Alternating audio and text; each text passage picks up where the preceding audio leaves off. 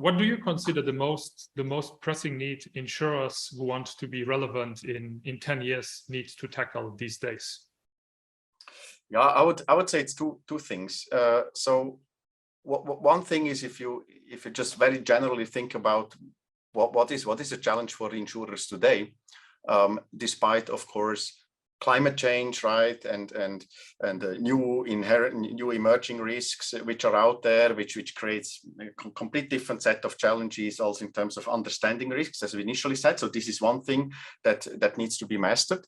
The second thing, I think, goes back to, if you talk to lots of insurers here in Europe, but also globally, is two challenges they also have on the cost side, right?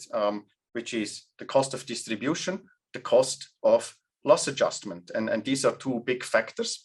And I believe that with advanced technologies here and having a bit this data-driven approach, that can definitely help. If you do it right, this can definitely help to address these two challenges from an operational perspective. But again, it also opens much more possibilities on how do we tackle all the risks that we are confronted with, right? Extreme weather-related events, which are not so easy to solve with existing or previous models, right? So we have to also be much more adaptive to the climate situation. We have to actually address also secondary perils, which you could say are not so secondary as it literally says, right? So like hail, flood, storm, wildfire.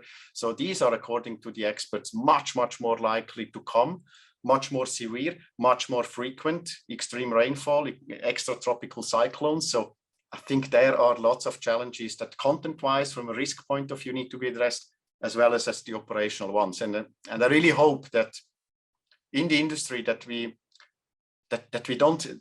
really stop to treat IT, technology, data science, investments into artificial intelligence, machine learning, into all of these activities, that we don't treat that as a cost, but that we see that as a driver, really as a potential to grow, as a potential to do a better risk selection, as a potential to, in the end, also optimize profitability. And look, at the very end of the day, it is about increasing resilience, right? Because I think that's the ultimate goal of the insurance industry. And it's not just about giving a financial promise at the end to cover for certain scenarios.